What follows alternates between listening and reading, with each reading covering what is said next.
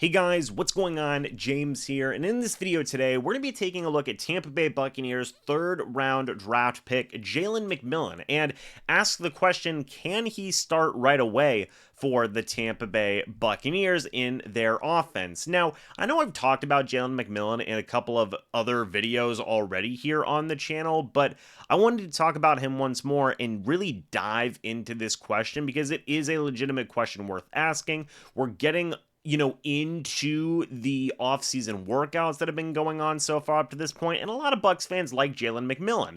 He was a third-round draft pick overall, so there is a legitimate possibility there that he could start right away for the Bucs. You take a look at the overall size of McMillan, and he's 6'1", 197 pounds, ran a 4.47 40-yard dash. Now, you take a look at that, and that's something that you see in outside receivers, that you see in inside receivers. In all honesty, compares very well to Chris Godwin, who's already a star wide receiver in his own right.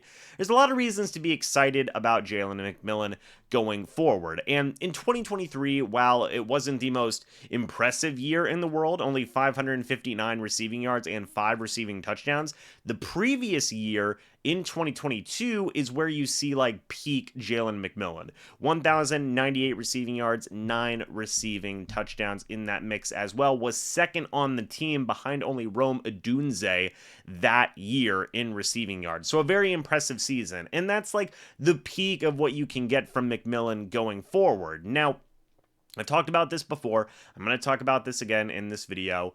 McMillan right off the bat is going to be battling for that third wide receiver role. He's not going to beat out Mike Evans, duh. He's not going to beat out Chris Godwin, duh. But where he can thrive, where he can find himself possibly carving out a role, is in that third wide receiver spot. As I said, you take a look at 6'1", 197 pounds. That's a guy who can play on the outside. That's a guy who could possibly play on the inside as well. We've heard Liam Cohen talk about the idea of playing Chris Godwin in the slot more.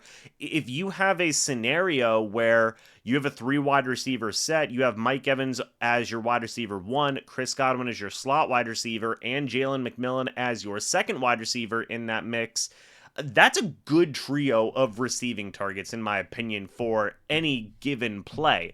That's where you can see McMillan possibly earn himself a role, but he's going to have competition. Last year, who held that role? It was mainly Trey Palmer, coming in at 6 feet tall, 192 pounds, former 6th round draft pick in 2023, and far and away overachieved last year for the Bucs, in my opinion. And I know you look at the stats, right? Only 385 receiving yards, 3 receiving touchdowns, but he did have 88 receiving yards and 1 touchdown on only 4 targets in those 2 playoff games for the Bucs. And even take a look at the receiving stats from 2023 as well. And besides Mike Evans and Chris Godwin, you did have a mix of people, but Trey Palmer was the 3rd receiver in terms of receiving yards that year. And it's really not even close. Like, David Moore wasn't used that much. Devin Tompkins wasn't used that much. Raheem Jarrett wasn't used that much. In terms of targets, Trey Palmer was 4th, only 2 targets behind Rachaad White for 3rd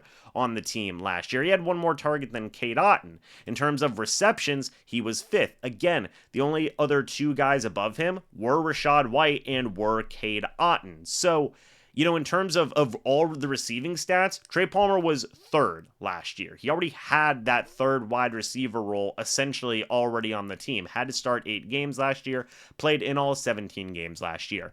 This is the main competition for Jalen McMillan for that 3rd wide receiver spot. I mean, heck, while I'm here, let's even take a look at the Bucs roster and see what even other wide receivers could be in that mix, because I really think it's just McMillan versus Palmer at this point. I mean, you do have some other guys who may be like a 5th or 6th wide receiver guy, like Raheem Jarrett, Cephas Johnson III, a litany of undrafted free agents like Cameron Johnson out of Barton College, Latrell Jones out of Southern Mississippi, Tanner New out of Eastern Michigan, Ryan Miller's still on this team from Furman. You still have Devin Tompkins from Utah State. Rayleigh Webb is still there from the Citadel, formerly of the New England Patriots. But, do any of those guys scream contender to that third wide receiver spot with Trey Palmer and with not Devin Tompkins, he's on your screen, but with Trey Palmer and with Jalen McMillan,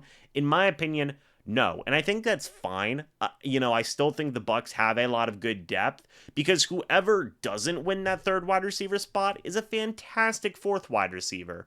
But that's going to be one of the main competitions to pay attention to, is Jalen McMillan versus Trey Palmer. I would probably give Palmer the slight edge right now going into training camp and preseason and all those things. But ultimately, it also wouldn't surprise me if McMillan earns that role as well. I think both guys are very gifted wide receivers. I think both guys are the future of the Bucs wide receiver room.